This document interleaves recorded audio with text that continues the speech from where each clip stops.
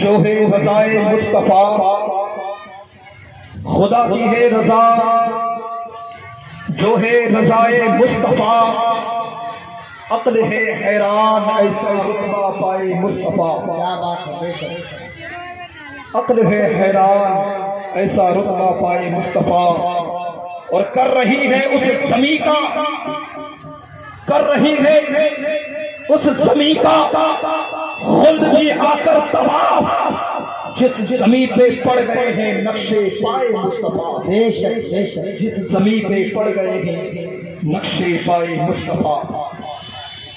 حضرات گرامی،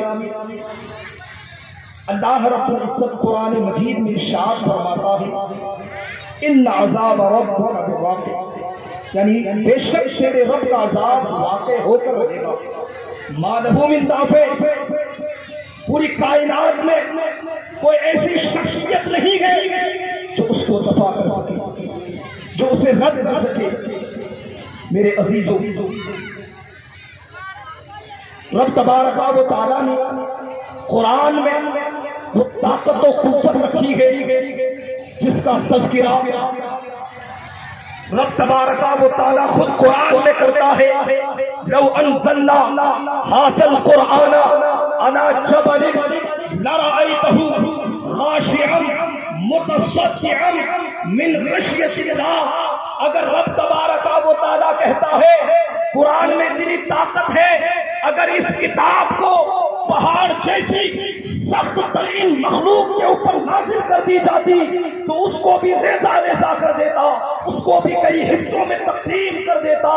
میرے عزیزوں، یہ بات یاد رکھنا، انسان جب قرآن کو دیکھتا ہے، قرآن کو کھولتا ہے، قرآن پر غور و فکر کرتا ہے، اس پر ریسرچ کرتا ہے، تو انسان کو پتا چلتا ہے، انسان کو معلوم ہوتا ہے، انسان کو یہ بات انسان اس بات سے آشنا ہوتا ہے کہ اس کی حقیقت کیا ہے، اس کی حیثیت کیا ہے، اس کا مقام و مرتبہ کیا ہے، اس کی منزل کیا ہے، اس کی راہ کیا ہے۔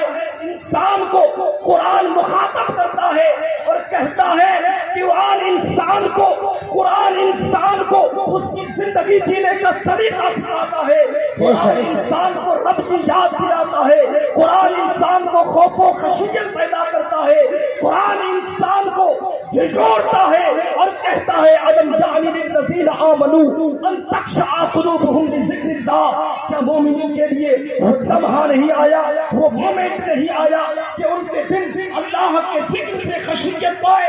میرے عزیزو، حدیث سے بات سناتا ہوں، اللہ کے رسول ایک مرتبہ حضرت علی سے کہتے ہیں اے علی جاؤ کھلا پہاڑ پر چلے جاؤ، جانے کے بعد اس پہاڑ سے کہنا کہ تیرے نبی نے پانی کا کچھ قطرہ مانگا ہے۔ میرے عزیزو، حضرت علی نبی معظم کے فرمان کو سننے کے بعد پہاڑ کی طرف چلے جاتے ہیں، پہاڑ پر پہنچتے ہیں، پہاڑ سے کہتے ہیں اے پہاڑ، میرے نبی نے تم سے پانی کے کچھ قطرات مانگے ہیں، اتنا کہنا ہوتا ہے۔ پہاڑ کہتا ہے اے علی میرے اندر پانی کا ایک قطرہ بھی نہیں ہے، ارے جس شخصیت نے مانگی ہے جی تو چاہتا ہے کلیجہ نچوڑ کر کے دے دوں، لیکن میرے اندر پانی کا ایک قطرہ بھی نہیں ہے۔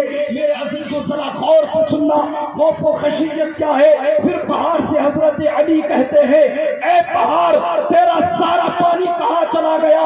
حضرت علی کے اس فرمان کو سننے کے بعد پہاڑ کہتا ہے کہ جس دن سے میں نے رب کے اس فرمان کو سنا، جس دن میں نے قرآن کو کھولا، قرآن کے اوراق میں پڑھا فاتقوا النار التي وقودها الناس والحجارہ، یعنی جہنم کا ایندھن پتھر اور انسان ہے، اس دن سے میں اتنا رویا میرا سارا پانی ختم ہو گیا، اب دینے کے لیے پانی کا ایک قطرہ بھی نہیں ہے۔ میرے عزیزو، اب میں آپ کو مخاطب کرتا ہوں، حضرت علی پہاڑ پر جاتے ہیں، پہاڑ ایک بے جان پتھر ہے، وہ کہتا ہے کہ میں خوف سے رویا تھا اس لیے میرا سارا پانی ختم ہو گیا۔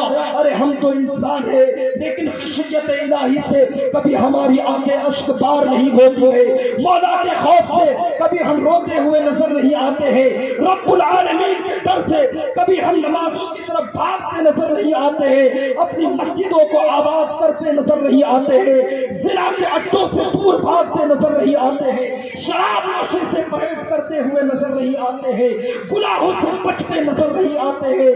اے انسان، اے مصطفیٰ کے خدا، اے نبی کے چاہنے والے، اے غوث اعظم کے شہداد جو، اے خواجہ غریب نواز کے عقیدت مندو، اے مسلک اعلیٰ حضرت پر چلنے والوں، یاد رکھو رب العالمین جہاں پر غفار ہے، جہاں پر رحیم ہے، وہاں پر وہ قہار بھی ہے، وہ جبار بھی ہے۔ جب رب تبارک و تعالیٰ اپنے قہر و غضب میں آ جائے، دنیا کی کوئی طاقت اس کی قہر و غضب سے بچا نہیں سکتی۔ اس لیے مسلمانوں اپنی رب کی بارگاہ کی طرف دوڑ لگاؤ، پیشانیاں مولا کی بارگاہ میں جھکا دو۔